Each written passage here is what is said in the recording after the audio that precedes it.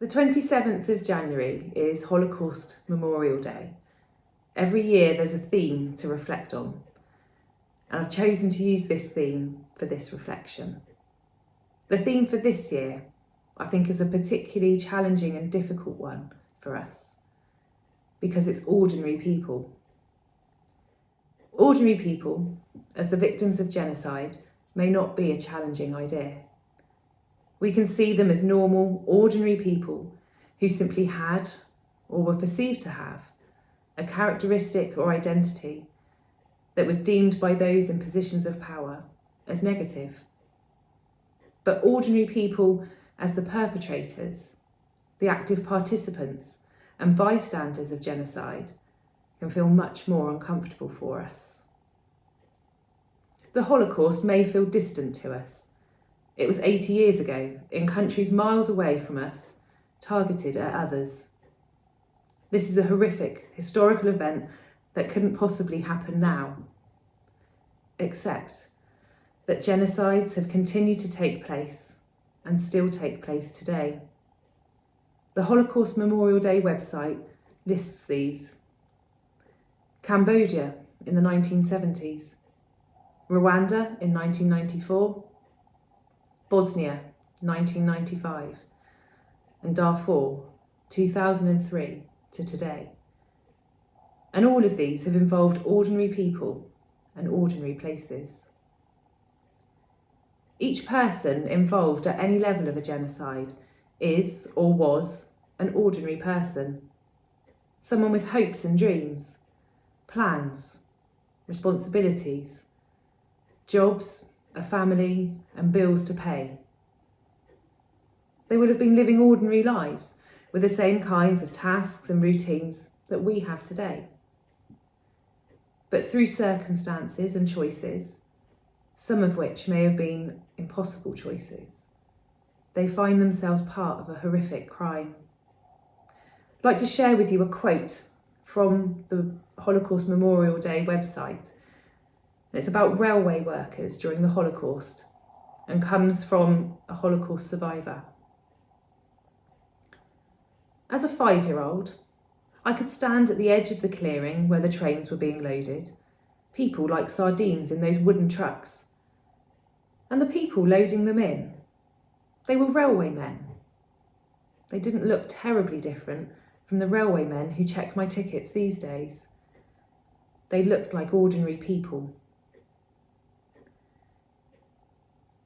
Some will take active roles to facilitate genocide, such as seeking out those with the characteristics that have been deemed deficient or undesirable, enabling the movement of those who've been found, or actually carrying out the killings.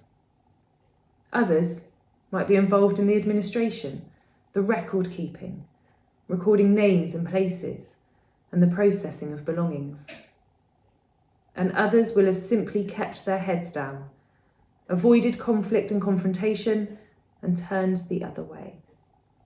They're not part of the persecuted group, and so they don't get involved.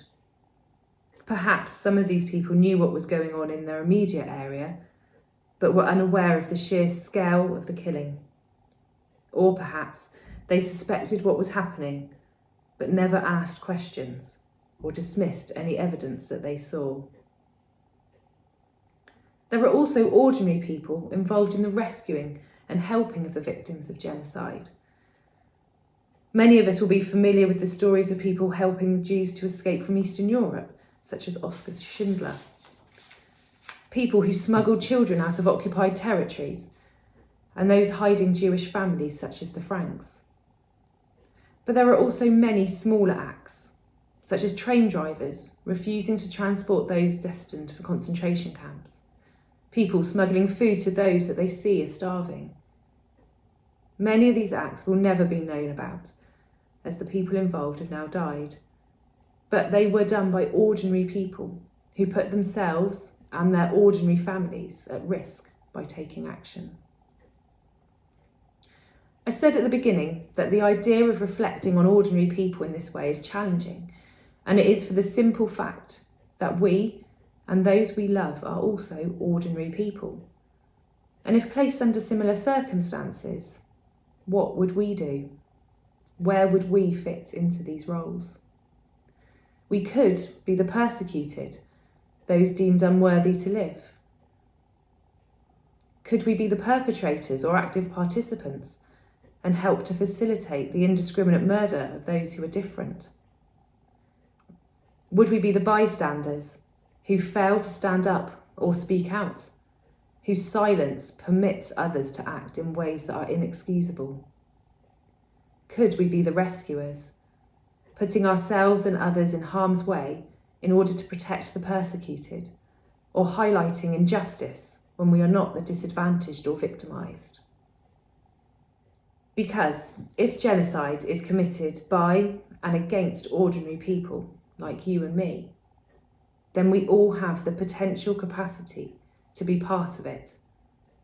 We must not say that those who commit such horrific crimes must be evil people, bad people, people not like us, people in faraway places that are not like our own, because if we do, then we will fail to be vigilant, we will fail to speak out, and we will allow terrible crimes to be committed.